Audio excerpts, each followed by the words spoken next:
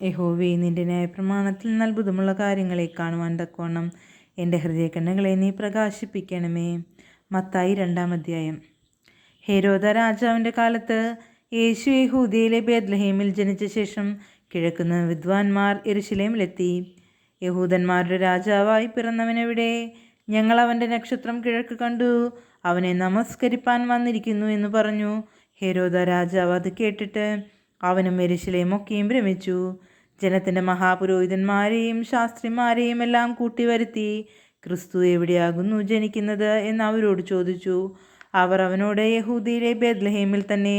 യഹൂദ്യ ദേശത്തിലെ ബേത്ലഹേമേ, നീ യഹൂദ്യ പ്രഭുക്കന്മാരിലൊട്ടും ചെറുതല്ല.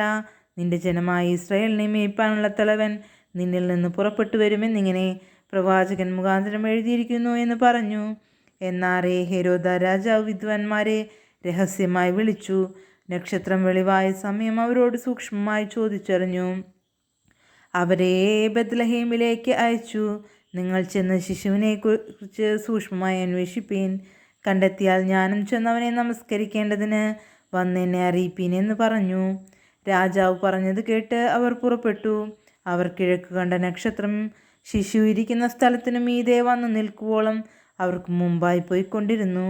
നക്ഷത്രം കണ്ടതുകൊണ്ട് അവർ അത്യന്തം സന്തോഷിച്ചു. ആ വീട്ടിൽ ചെന്നു ശിശുവിനെ അമ്മയായ മറിയോടുകൂടെ കണ്ടു. വീണവനെ നമസ്കരിച്ചു. നിക്ഷേപപാത്രങ്ങളെ തുറന്നു അവന് പൊന്നും കുന്തിരിക്കവും മൂരും കാഴ്ചവെച്ചു. ഹെരോദാവിൻ്റെ അടുക്കൽ മടങ്ങിപ്പോകരുതെന്ന് സ്വപ്നത്തിൽ അരുളപ്പാടുണ്ടായിട്ട് അവർ വേഴെ വഴിയായി സ്വദേശത്തേക്ക് മടങ്ങിപ്പോയി. അവർ പോയ ശേഷം കർത്താവിൻ്റെ ദൂതൻ യോസഫിന് സ്വപ്നത്തിൽ പ്രത്യക്ഷനായി. നീ എഴുന്നേറ്റ് ശിശുവിനെയും അമ്മയും കൂട്ടിക്കൊണ്ട് മിസ്രയീമിലേക്ക് ഓടിപ്പോയി ഞാൻ നിന്നോട് പറയും വരെ അവിടെ പാർക്കുക.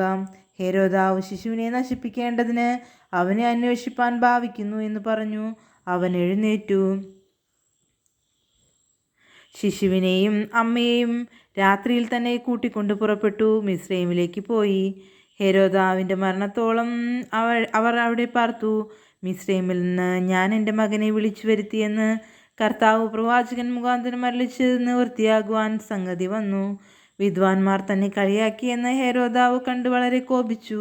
വിദ്വാൻമാരോട് ചോദിച്ചറിഞ്ഞ കാലത്തിനൊത്തവണ്ണം 2 വയസ്സും താഴെയുമുള്ള ആൺകുട്ടികളെയൊക്കെയും ബേത്ലഹേമിലും അതിൻ്റെ എല്ലാ അതിരുകളിലും ആളയച്ചു കൊല്ലിച്ചു. റാമയിൽ ഒരു ശബ്ദം കേട്ടു, കരച്ചിലും വലിയ നിലവിളിയും തന്നെ. റാഹേൽ മക്കളെ ചൊല്ലിക്കളഞ്ഞു. അവരില്ലായ്കയാൽ ആശ്വാസം കൈക്കൊള്ളുവാൻ മനസ്സിലാതിരുന്നു എന്ന് യിരെമ്യാ പ്രവാചകൻ മുഖാന്തരം അരുളിച്ചത് അന്ന് നിവൃത്തിയായി. എന്നാൽ ഹെരോദാവ് കഴിഞ്ഞുപോയ ശേഷം കർത്താവിൻ്റെ ദൂതൻ മിസ്രയീമിൽ വെച്ച് യോസഫിന് സ്വപ്നത്തിൽ പ്രത്യക്ഷനായി. ശിശുവിന് പ്രാണഹാനി വരുത്തുവാൻ നോക്കിയവർ മരിച്ചു പോയതുകൊണ്ട് നീ എഴുന്നേറ്റ് ശിശുവിനെയും അമ്മയും കൂട്ടിക്കൊണ്ട് ഇസ്രായേൽ ദേശത്തേക്ക് പോക എന്ന് പറഞ്ഞു. അവൻ എഴുന്നേറ്റു ശിശുവിനെയും അമ്മയും കൂട്ടിക്കൊണ്ട് ഇസ്രായേൽ ദേശത്ത് വന്നു.